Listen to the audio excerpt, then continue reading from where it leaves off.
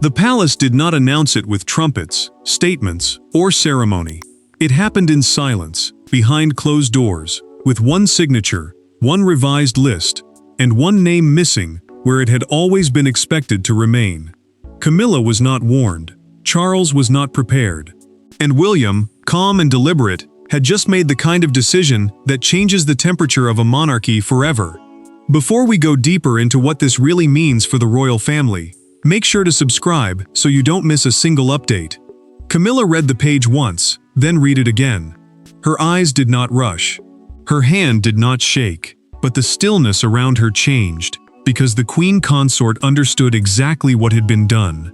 The Palace Advisory Council, the small private group that helps guide sensitive royal choices before they become public decisions, had been revised, and her name had been removed. Not delayed, not moved, removed. The list arrived in a sealed folder during the early morning briefing, the kind of quiet palace paper that usually passed from office to office without drama. Yet this page carried a blow sharper than any public insult, because it touched the place where real influence lived. Charles received the same document only moments later, and the king set it down without speaking. That silence said more than anger could have. He knew why the council mattered. It was not a crown, not a balcony, not a ceremony filled with applause. It was access. It was trust. It was the private room before the public decision, the place where names were weighed, roles were shaped, and futures were protected. To see Camilla's name missing from that space was to see William's authority moving forward with cold precision. The monarch loved his wife, but he also saw the future king drawing a boundary no one had expected him to draw so soon. William did not explain himself in public. The prince did not send a dramatic message, did not allow emotional language to leave his office, and did not soften the decision with a promise of review. His silence made the act feel even more final. The removal was not written as punishment, but the timing made its meaning impossible to miss. Camilla had not simply lost a meeting seat, she had lost a private channel into the deepest machinery of palace power, and everyone close enough to understand the system understood the humiliation. The closed door changed everything. Camilla remained visible beside Charles, still royal, still formal, still expected to smile when the moment required it. But inside the palace, the question began spreading in careful whispers. People were no longer asking why William had acted. They were asking what Camilla had done to make him decide she could no longer remain in the room. But before Camilla could confront the decision, the palace had to face the people whose lives were now caught inside it. Every palace crisis has a document, but every true royal crisis has a face. Camilla's was pale with disbelief. Charles's was frozen in private defeat. William's was controlled, almost unreadable. And Catherine's silence carried a warning no courtier dared ignore. This was not merely a change in committee structure. It was a family reckoning disguised as palace administration. William understood the weight of what he had done, and that made his calm even more unsettling. He was not behaving like a son lashing out in anger. He was acting like the future king, a man already measuring every decision against the survival of the monarchy beyond the present reign. Camilla's seat on the Palace Advisory Council had never been just another place at a table. It had been proof that she was trusted inside the most guarded conversations, the ones where palace direction, family strategy, and public image were shaped before anyone outside the walls knew a decision was coming. Camilla felt the humiliation because the wound was private. No one had taken her title. No carriage had been denied in front of cameras. No balcony place had vanished before the public eye. That was what made it worse. The decision struck where influence was real, but invisible.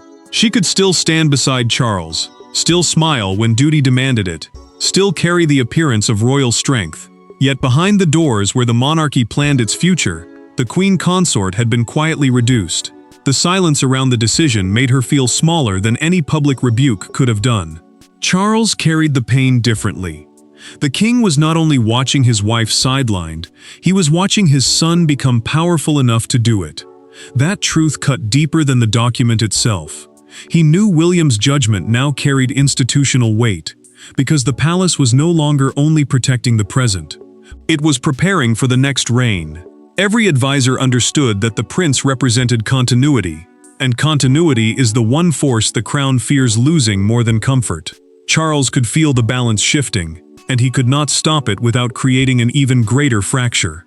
Catherine said little, but her restraint spoke with force. She did not need to demand Camilla's removal or push William toward confrontation. Her quiet presence reminded him that trust, once broken inside a family built on duty, could not be repaired by ceremony alone.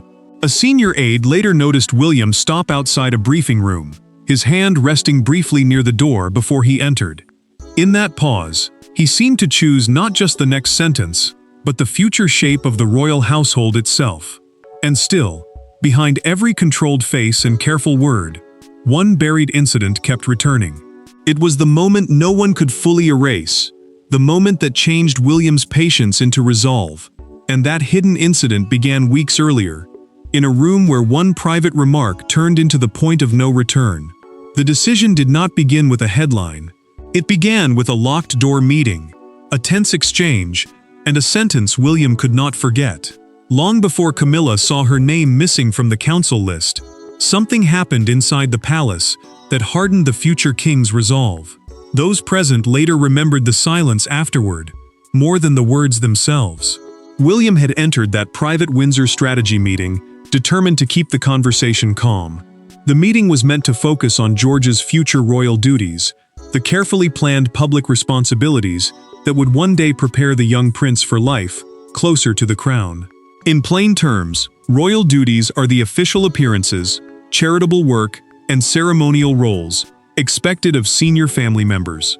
For William, this was not just planning, it was protection. He was thinking as a father, and as the future king, trying to shape a path that would not crush his son under the weight of expectation too early. Camilla heard the discussion differently.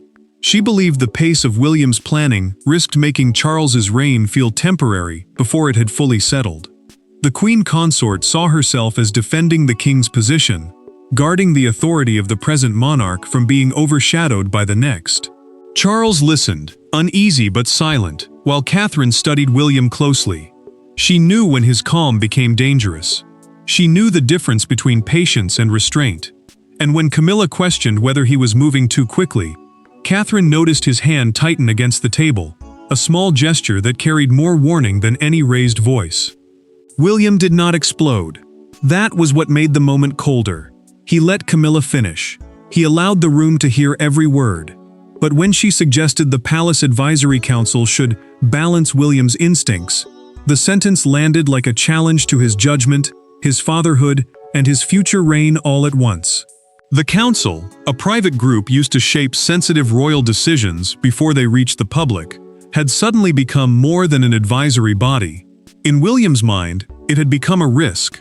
If Camilla believed his instincts needed balancing on matters involving George, then her influence could no longer be treated as harmless tradition. Charles felt the air change but did not stop it. Catherine remained quiet, though her silence seemed to confirm what William already felt. Two senior advisors sat still, understanding that the meeting had crossed from disagreement into consequence.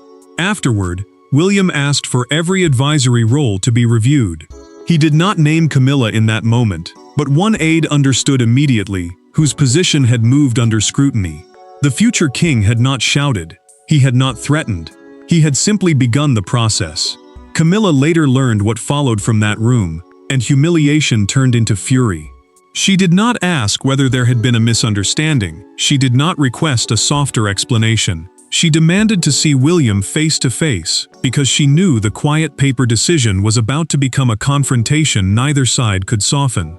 There are confrontations the palace can hide, and confrontations the walls seem to remember. This one began with Camilla standing before William in a private sitting room, her voice measured but wounded, his expression controlled but immovable. No aides entered. No secretary took notes. And when the door closed, the future of palace influence became personal. Camilla had requested the meeting because silence no longer felt bearable. She had accepted many difficult moments in public life, but this cut differently. The revised council list had not simply changed her schedule, it had reduced her private reach inside the royal machine. The Palace Advisory Council, the confidential group that helps shape delicate family and crown decisions before they become official direction, had once given her a place near the center of power.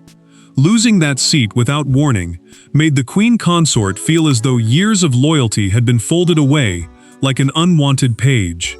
William agreed to meet her, but his conditions sharpened the room before either of them spoke.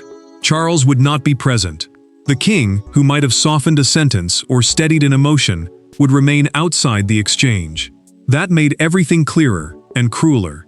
Camilla stood before the prince, not as a wife, protected by the monarch, but as a woman, demanding an answer from the man who had quietly changed her place in the palace. She told him she had served the crown through suspicion, judgment, and sacrifice. She said, removal without a warning was not administration. It was humiliation. William listened without interruption, and that restraint made his reply more devastating. He told Camilla that service and access were not the same thing. The words landed slowly. Service could be honored. Service could be praised. Service could remain visible in ceremonies and public duties. But access was different. Access required trust, and trust, once damaged around the future of his children, could not be repaired by loyalty speeches or years of endurance. Camilla stiffened because she understood the message. He was not questioning whether she had suffered for the crown. He was saying suffering did not give her permanent authority over it. Then William placed the Windsor Strategy meeting notes on a side table. He did not push them toward her. He did not need to. The prince said the moment she challenged his judgment over George's future role had changed the council forever. George was not just a child in that discussion. He was the next generation of monarchy, and William believed no advisory voice could remain close if it tried to balance a father's instincts against palace convenience. Camilla reached for the papers, then stopped. In that pause, fury met realization.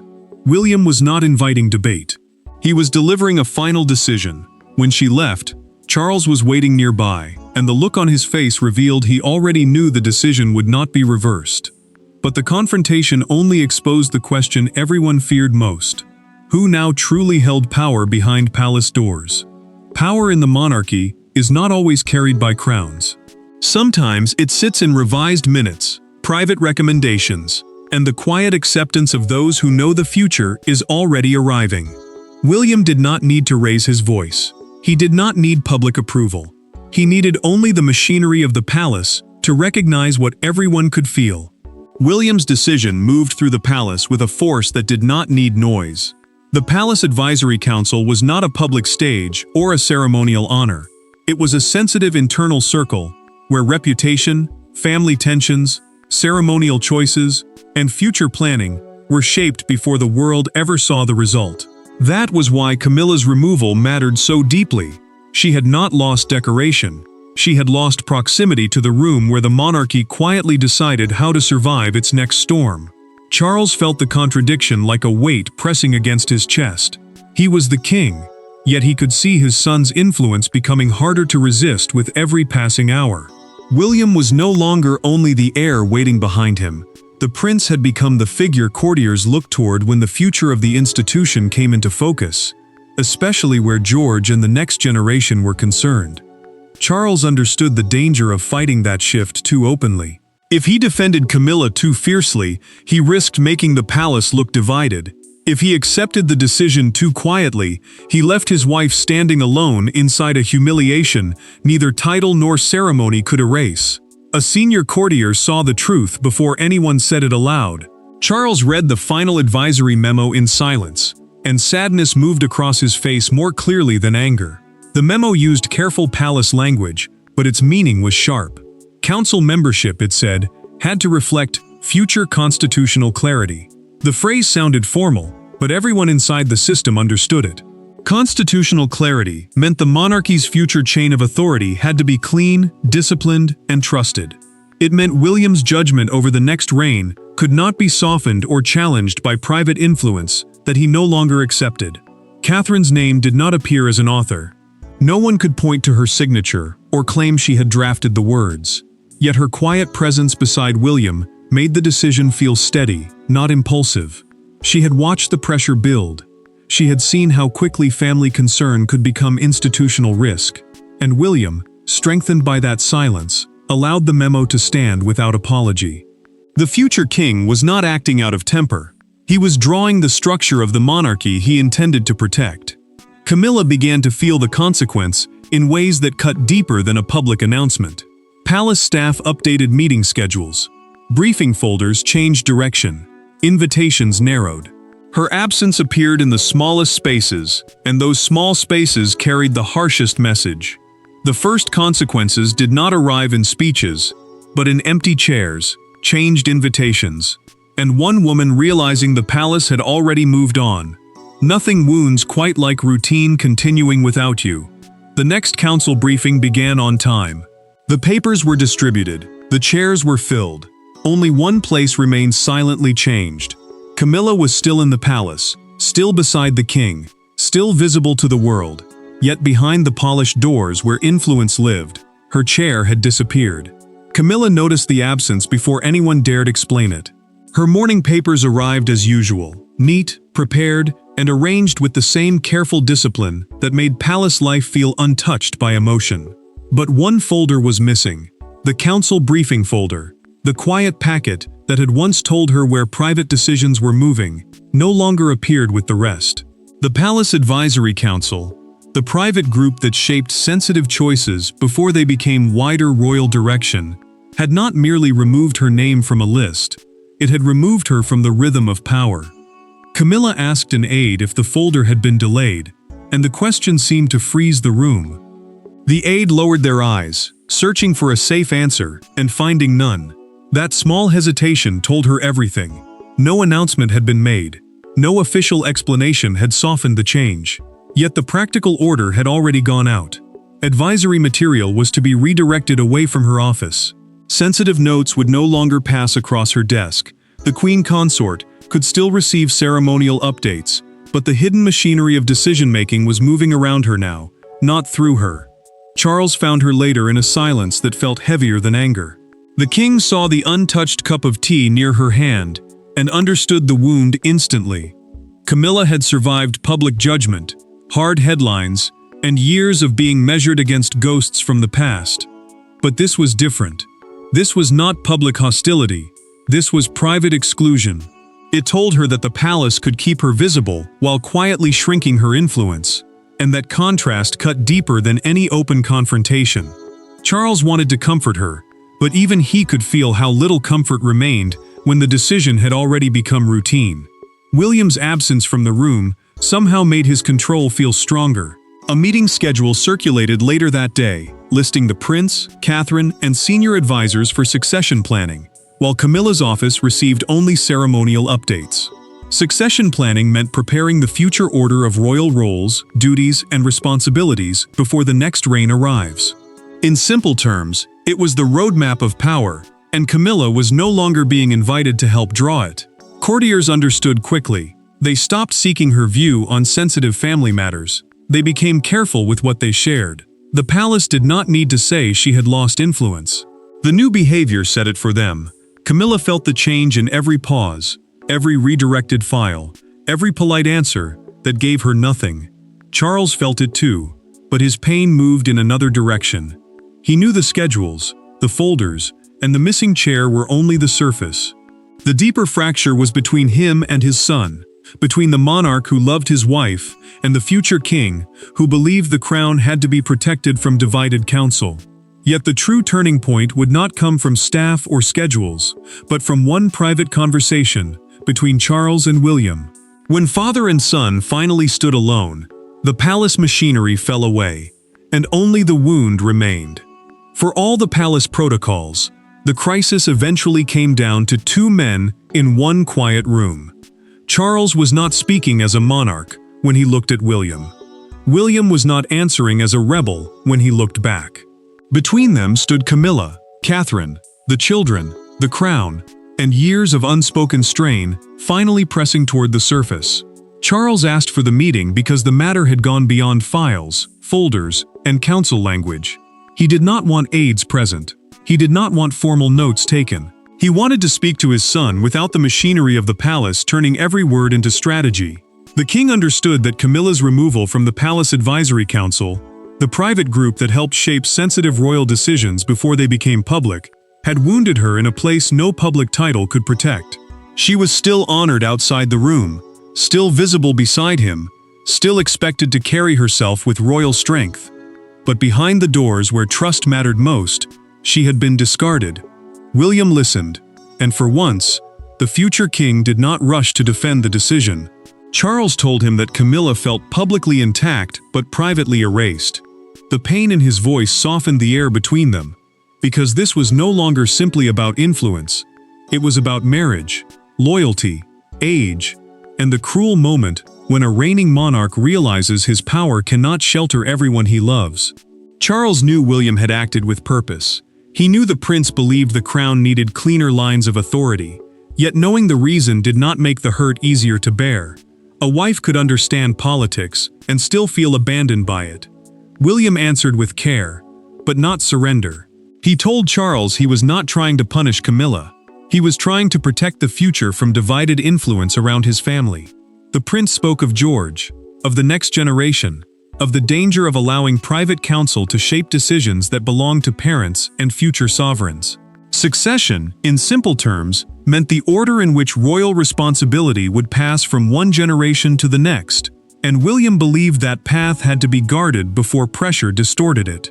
Catherine's name surfaced without accusation, not as an architect of the removal, but as a reminder of what trust meant inside the household they were building. Charles asked the question he had carried into the room. Was there any path back for her? William paused long enough for the answer to arrive before his voice did. That silence wounded the king more than a refusal might have. Then the prince said Camilla could remain honored, visible, and respected. She would not be shamed. She would not be cast out. But she would not return to the advisory council. The line had been drawn, and love could not move it. Charles left knowing the decision was final. William remained firm, not triumphant, because victory inside a family can feel dangerously close to grief. By morning, the world outside the palace would begin to sense that something major had shifted. What had been contained behind palace doors now moved into public view, and the monarchy had to absorb the shock in front of everyone. The public did not see the meeting notes, the sealed folders, or the private silence after the confrontation. They saw one image, one headline, and one unmistakable message. Camilla had been moved aside from the inner circle. By breakfast, the story was no longer palace whisper. It was national theater, printed in ink and spoken across every broadcast desk. Camilla watched the first broadcast without moving. The palace had issued its statement with the usual polished restraint, calling the change updated advisory arrangements, a phrase so careful it almost sounded harmless. But careful words can sharpen suspicion when everyone already feels the truth beneath them. Advisory arrangements meant the private structure deciding who receives sensitive briefings, who enters high-level discussions, and who helps shape decisions before they reach the public. In plain terms, it meant access. And by morning, the country understood that Camilla's access had been cut. Charles stood behind her for a moment, caught between love and power. The king wanted to comfort her, but comfort would have sounded weak against a decision he knew would not be reversed. He wanted to defend her, but defense would have exposed the very fracture the palace was trying to contain. So he stayed silent, and that silence became its own confession. Camilla heard the presenter describe the change as the future king drawing a boundary inside the palace, and the words struck with brutal simplicity. William had not shouted. He had not humiliated her in public. He had simply allowed the world to see what had already happened in private. The front page made the wound impossible to hide. One major newspaper captured the public mood with a single empty palace chair beneath the headline, "Camilla out of the inner room." It was dramatic, merciless, and unforgettable. The image reduced a complicated private battle into one message anyone could understand. She had not been removed from the monarchy, but she had been removed from its most protected space. That difference mattered, because it showed how power could be taken away without a title being touched. Outside Buckingham Palace, a small crowd gathered near the gates, drawn by the shock of a royal story that felt bigger than ceremony. Some people looked stunned. Others nodded, as though William had finally done what they believed the future demanded. Broadcasters repeated the same phrase again and again. This was not a ceremonial reshuffle. It was a repositioning of private authority, and every repetition made the palace statement feel thinner. William stayed out of view, but his decision filled every conversation. Catherine remained quiet, yet her steadiness lingered behind the judgment people now attached to the prince. Camilla felt the public weight of a private defeat. Charles felt the pain of a husband who could not undo what the future king had made final. But beyond the headlines, the deeper verdict was not about popularity. It was about protection, trust, and the shape of the next reign. When the noise faded, one truth remained.